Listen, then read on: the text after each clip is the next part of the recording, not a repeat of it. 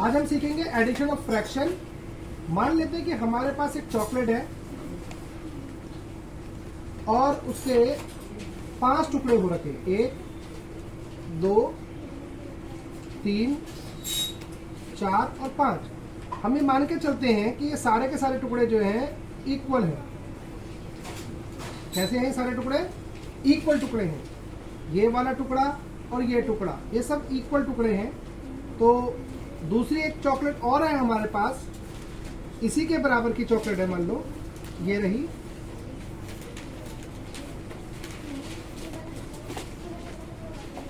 इसके टुकड़े हो रखे हैं 10।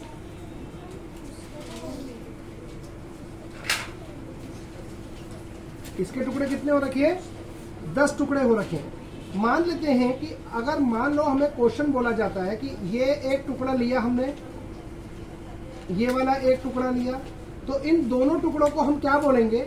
इन दोनों टुकड़ों को हम बोलेंगे 2/5। मतलब 5 टुकड़ों में से 2 टुकड़े, यानी कि टोटल इस चीज के कितने टुकड़े हैं? 5। उसमें से कितने टुकड़े हैं? 2।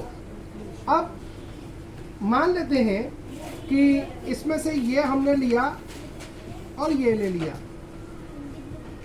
तो ये कितने टुकड़े हो गए? इनको हम क्या बोलेंगे? टोटल टुकड़े कितने हैं? 1 2 3 4 5 6 7 8 9 10। 10 में से कितने टुकड़े हैं? 10 में से 1 2 3 4 5 6 टुकड़े हैं। 10 में से 6 टुकड़े हैं, तो इसको बोलेंगे 6/10। अगर मान लो आपको बोला जाता है कि भी 2/5 प्लस 6/10, इनको ऐड करो।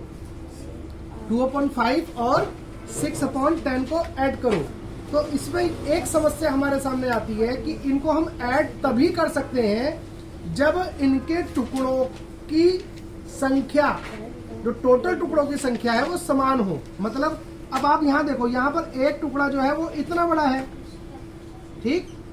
यहाँ पर एक टुकड़ा देखो कितना बड़ा है, तो दोनों टुकड़े अलग अलग है ना, एक छोटा टुकड़ा एक बड़ा टुकड़ा है, तो टुकड़ों की माप जो होनी चाहिए वो समान होनी चाहिए। तो ऐसा में हम क्या करेंगे? जो बड़ा टुकड़ा है उसको छोटे टुकड़ों में बदल देंगे। मतलब इसमें क्या करा जाएगा? अगर मैंने इस वाले को बीच से काट दूं, ऐसे काट दूं, तो क्या ये भी 10 टुकड़ों में नहीं बदल गया बराबर बराबर? तो ये भी बराबर बराबर 10 टुकड़ों में बदल गया। अब जो हिस्सा जिसको मैंने 2/5 कहा था, अब उसको मैं कहूंगा 4/10। उसको क्या कहूंगा मैं? 4/10। क्योंकि देखो कैसे, 1 2 3 4 5 6 7 8 9 10 टोटल टुकड़े हो गए 10, ठीक। और जो 2 टुकड़े थे बड़े वाले टुकड़े, उसमें से कितने टुकड़े बन गए? 4 टुकड़े, 1 2 3 4। तो मैंने लिख दिया कितना? 4। इसका मतलब हुआ कि जो पहले 2/5 कहला रहा था वो अब 4/10 कहलाएगा। सो इस 2/5 को मैं कह सकता हूं 4/10 प्लस 6/10। अब आप क्या देख रहे हैं कि इनके टुकड़ों की संख्या यहाँ पर बराबर हो गई है, तब मैं इनको आसानी से ऐड कर सकता हूँ। कैसे? इन टुकड़ों की संख्या को एक बार लिखूंगा कि पूरा एक चीज कितने कितने टुकड़ों में बटी हुई है? 10 टुकड़ों में। जितने टुकड़ों में बटी होती है वो लिख देते हैं हम। उसके बाद जो भी टुकड़े हैं, टुकड़े कितने हैं?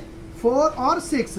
तो 4 और 6 टुकड़ों को ऐड कर दूंगा तो कितना आ जाएगा? 10/10, जो कि क्या हो जाएगा? 1। मतलब कंप्लीट एक पूरी चॉकलेट बन जाएगी। चलिए देखते हैं कैसे। यहां से मैंने ये 4 टुकड़े उठा लिए, 1 2 3 4। तो मैंने वो 4 टुकड़े, एक टुकड़ा उठाया और यहाँ रख दिया, तो ये यहाँ पर आके देखो भर भर जाएगा ना। फिर ये वाला टुकड़ा उठाकर मैं यहाँ रख देता हूँ, तो ये भर जाएगा, देखो। फिर ये वाला टुकड़ा यहाँ भर दूंगा तो ये आ जाएगा, देखो। ये टुकड़ा यहाँ कर दूंगा, देखो पूरी कंप्लीट चॉकलेट हो गई, नहीं हो गई? तो इसका मतलब क्या हो गया कि 2/5 प्लस 6/10 को ऐड करने पर आंसर हमारा आएगा 1। इसको मैथमेटिकली अगर आप समझेंगे तो मैथमेटिकली कैसे करा जाएगा कि जब भी किसी फ्रैक्शन को ऐड करना होता है, तो ऐड करने के लिए हमें उनके डिनोमिनेटर को इक्वल करना होता है। अब डिनोमिनेटर को इक्वल करने का मतलब है उनके टुकड़ों की संख्याओं को बराबर करना होगा। जिसको बराबर करने के लिए हमारे पास तरीका होता है एलसीएम। एलसीएम कैसे लिया जाएगा? मान लो मैंने लिया 5/10, ये ले लिया नंबर, मतलब जो नंबर यहाँ दे रखा था 5 और यहाँ 10 जो दे रखा था वो ले लेंगे और इसको करेंगे, जब एलसीएम लेंगे तो 5 बन जाए 5 और ये आएगा 2, फिर ये 2 से करेंगे 1 और ये 1, तो एलसीएम हो गया मेरे पास ये नंबर। तो एलसीएम कितना हो जाएगा? एलसीएम हो जाएगा हमारे पास एलसीएम इक्वल्स टू में 5 × 2 यानी कि 10। कितना हो जाएगा? 10। तो जो एलसीएम होता है उसको एक बार लिखा जाएगा, यानी कि जैसे ये लिखा जाता है। फिर जो डिनोमिनेटर है उसको एलसीएम के बराबर करा जाएगा, डिनोमिनेटर को एलसीएम के बराबर किया जाएगा। मतलब कैसे? देखो मैं आपको करके दिखाता हूँ। एलसीएम लिखेंगे हम यहाँ पर कि एलसीएम इक्वल्स टू में कितना आ गया हमारे पास? 5 × 2 यानी कि 10। ठीक है, अब देखिए, अब हम क्या करेंगे कि जो 2 में जो 5 ये था और प्लस में 6 में जो 10 था, इसको इसके एलसीएम में जो भी दे रखा वो लिख देंगे। ये आ गया एलसीएम। अब क्या करेंगे? इस 5 को मुझे क्या बनाना होगा? 10 बनाना होगा। तो 5 को 10 बनाने के लिए मैं क्या करूंगा? 5 को 10 बनाने के लिए मेरे पास एक और तरीका भी है इसको करने के लिए। क्या कि आप जो 2/5 लिखो, जो आपका पहला नंबर है फ्रैक्शन है वो लिखो। अब इसको मुझे डिनोमिनेटर में जो 5 दे रखा है इसको क्या बनाना है? 10। 10 बनाने के लिए मैं क्या करूंगा? इसको ऊपर और नीचे 2 से मल्टीप्लाई कर दूंगा। ठीक है, तो ये क्या बन जाएगा? ये 2 से मल्टीप्लाई करूंगा तो क्या बन जाएगा? ये बन जाएगा 4/10।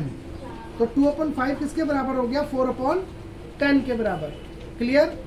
और वहीं पर जो हमारे पास 6/10 है वो तो ऑलरेडी 10 बना हुआ है, तो उसको बदलने की जरूरत नहीं है। सो हम कहेंगे हमारे पास जो सवाल था 2/5 प्लस 6/10 इक्वल होगा 2/5 की जगह मैं क्या लिख दूंगा? 4/10 प्लस 6/10 ये लिख दूंगा मैं उठाकर। इसकी जगह पे मैंने ये लिख दिया, प्लस का निशान लगाया, ये ऑलरेडी 10 बना हुआ था डिनोमिनेटर, मैंने वैसे ही लिख दिया। अब डिनोमिनेटर सेम है, एक बार आ जाएगा। ठीक, 4 +